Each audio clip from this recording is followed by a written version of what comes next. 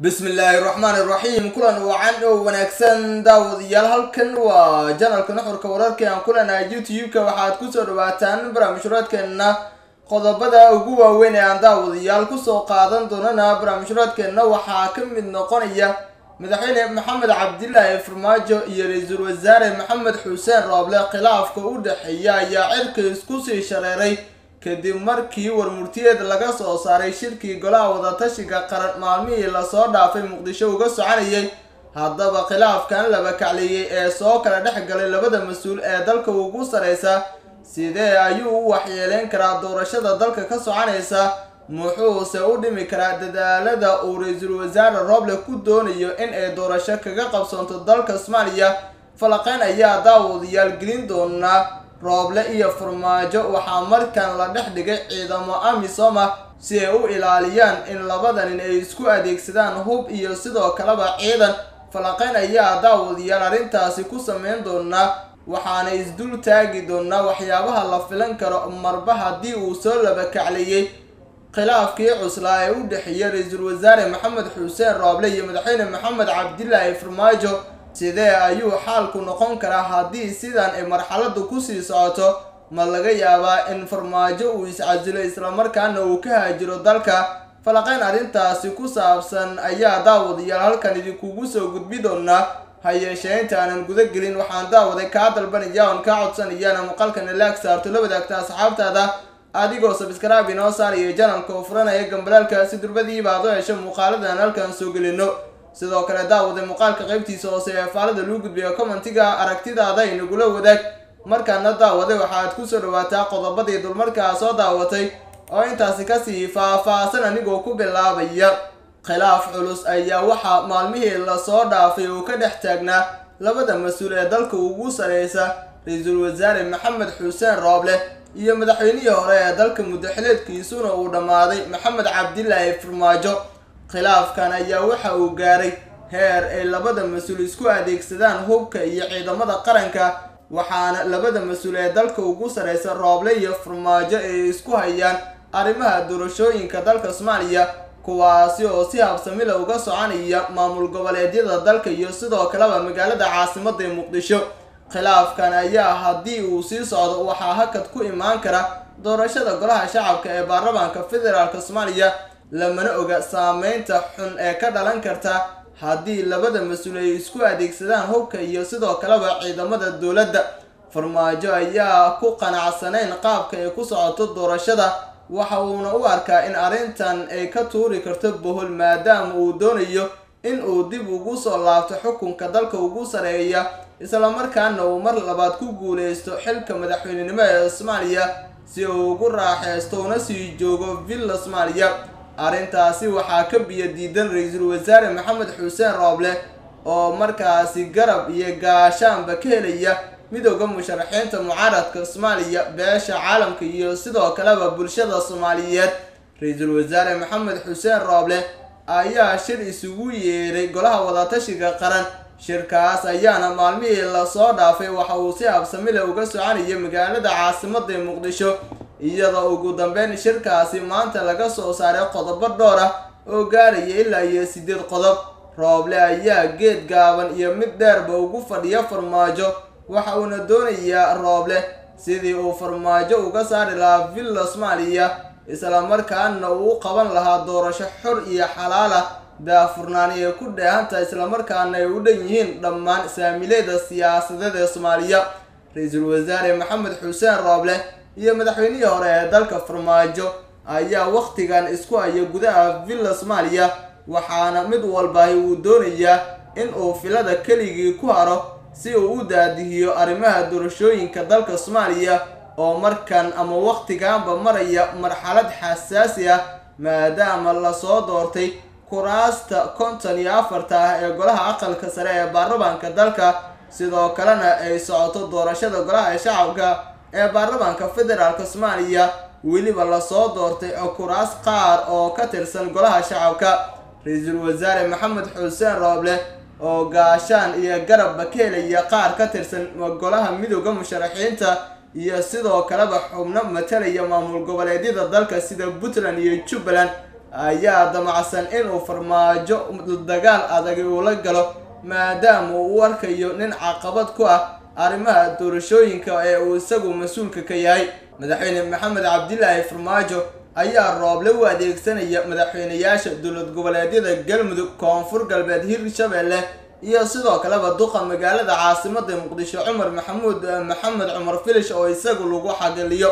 arrintan ama khilaafkan haddii uu sii laba kacleeyo isla markaana uu gaaro meesh markaasi aad u adag ayaa waxaa la saadaalinayaa saameynta xun ee ka dhalan karta maadaama ay Soomaalida ka soo daashay dagaal iminkana aysan u baahnayn. farmaajo ayaa lagu dhaleeceynaya caqabada uu ku hayo doorashada waxaana loogu baaqayaa in uu gebi ahaanba isaga haajiro Soomaaliya iskana casilo xilka madaxweynenimo ee muddaxileedkiisu dhammaaday.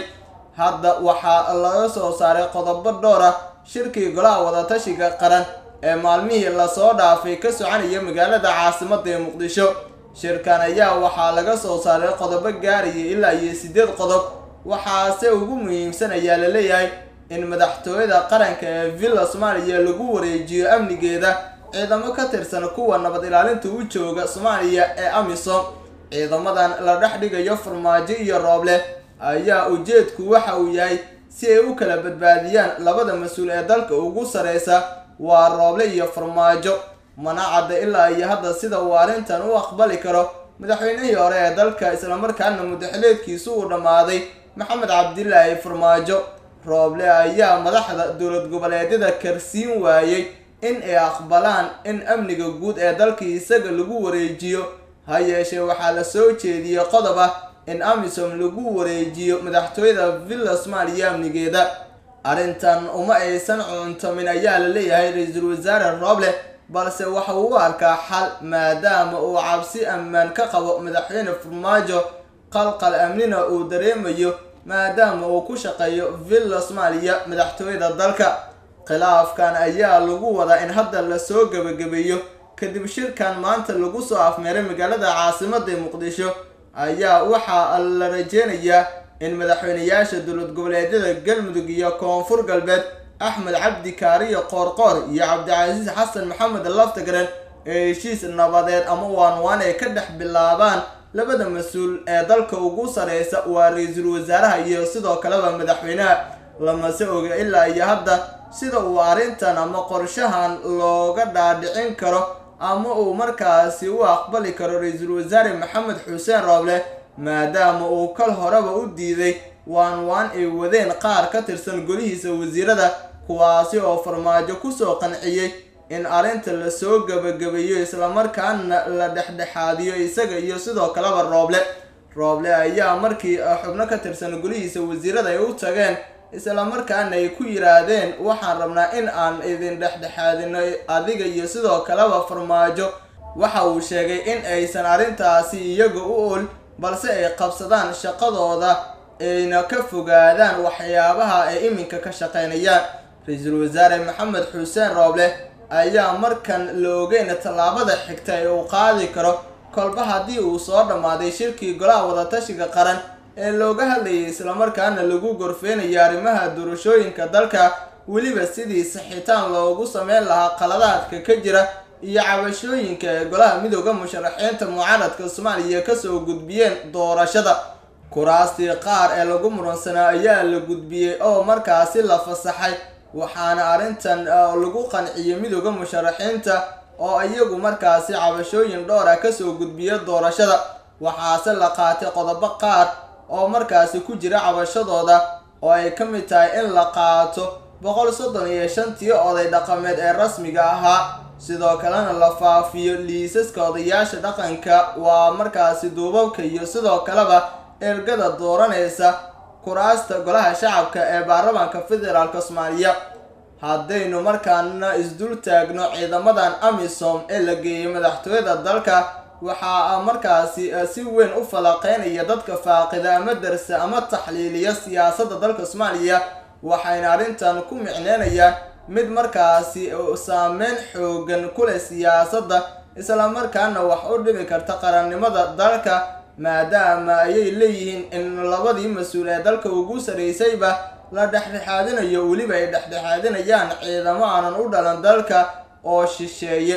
Amisom ayaa waxaa loo wakiishay markan in ay hagto oo ay sugto ammaanka guud ee madaxtooyada oo ay ku shaqeeyaan labada mas'uul waa Farmaajo iyo sidoo kaleba ra'iisul wasaare Maxamed Xuseen Rooble. ciidamada Amisom ilaa iyo hadda lama oga in dibadda banaanka looga soo saari karo madaxtooyada iyo in ay ku jiri karaan labadaba. waxaase la fahamsan yahay in laga soo saarayo maadaama labada dhinacba ay iminka isku adeegsanayaan ciidamo markaasi ku sugan Villa Soomaaliya, ciidamadaas oo mid walba uu daacad u yahay kan kale.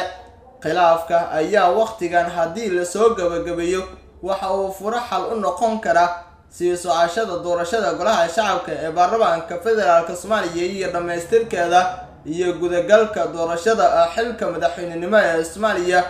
doorashada ayaana in muddo soo jiitamaysay waxa ayna isgoys walbaba la kulmaysay cabashooyin iyo sidoo kaleba qaladaad. madaxweyne Maxamed Cabdilaahi Farmaajo madaxweynihii hore ee dalka isla markaana muddaxileedkiisu u dhamaaday ayaa lagu eedeeyay in uu boobayo kuraasta golaha shacabka ee baarlamaanka federaalka Soomaaliya, kuwaas oo ay u boobayaan madaxweynayaasha dowlad goboleedyada oo uu sida xooga ku geeyay maamulada ay iminka ka taliyaan. waa markaasi Cabdicasiis Laftagareen oo madaxweynaha dowlad goboleedka Koonfur Galbeed Soomaaliya iyo sidoo kale madaxweynaha dowlad goboleedka Galmudug Axmed Cabdi Kaariye Qoorqoor. Cali Cabdullaahi Xuseen Cali Guudlaawe ayaanan ilaa iyo hadda guda gelin bilaabin doorashada golaha shacabka, lamana oga wadada uu raaci karo. waxaase la fahamsan yahay oo markaasi la saadaalinaya in uu aadi doono dhanka Farmaajo, uuna soo saari doono xildhibaano taabacsan isla markaana uu codeeyo Farmaajo